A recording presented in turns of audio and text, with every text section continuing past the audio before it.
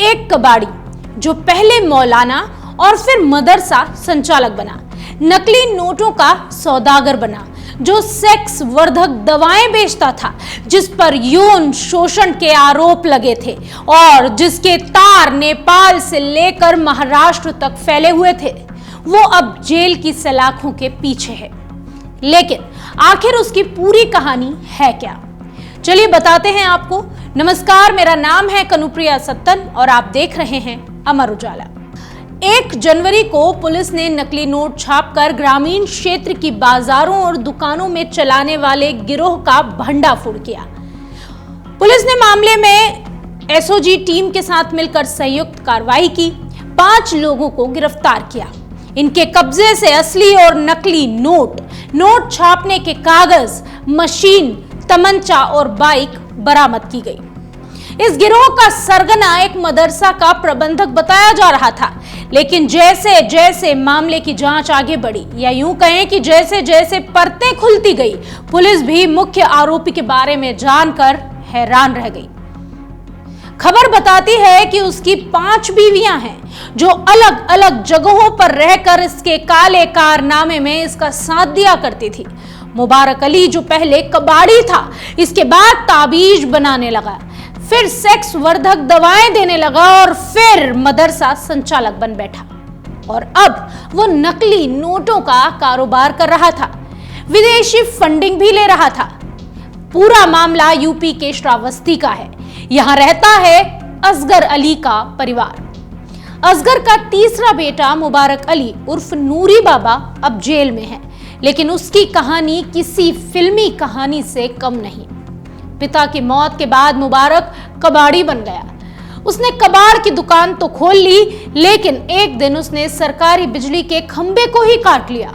इस दौरान वो पकड़ा गया। अब उसे समझ में आ गया था कि सरकार को चूना लगाना आसान नहीं है। इसके बाद उसने पब्लिक को चूना लगाने की ठान ली। खुद को पत्रकार बताने लगा, मंडलीय प्रभारी बताने लगा, ताबीज गंडे बनाने लगा। इतना ही नहीं, झाड़ फूक भी करने लगा और मौलाना कहलाने लगा।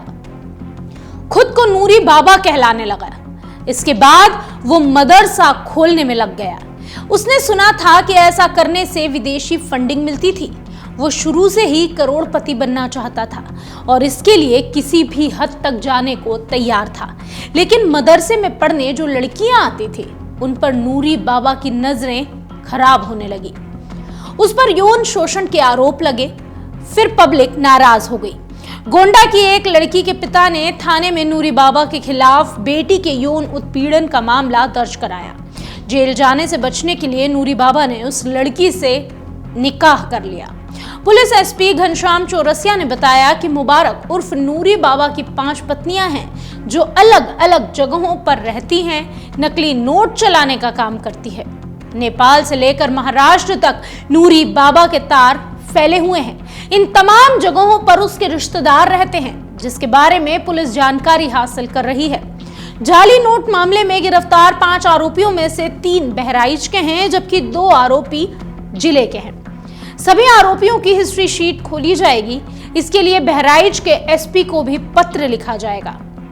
पुलिस ने बताया कि नूरी बाबा ने नकली नोटों का कारोबार शुरू कर दिया था, नकली नोट छापना शुरू कर दिया था। इस खेप को उन इलाकों में खपाया जा रहा था जहां पर ग्रामीण पब्लिक रहती है। शाम के वक्त कम रोशनी वाले इलाकों में इन नोटों को चलाया जा रहा था।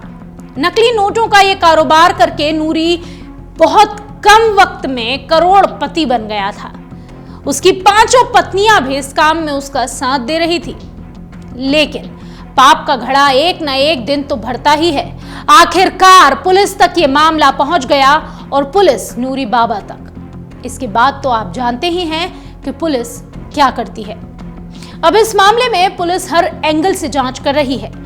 इस केस में आगे जो भी होगा वो भी आपको जरूर बताएंगे। देश दुनिया की तमाम बड़ी खबरों के लिए आप देखते रहिए अमर उजाला। अमर उजाला जीवांजलि के सारथी की मदद लें और महाकुंभ में स्नान जरूर करें।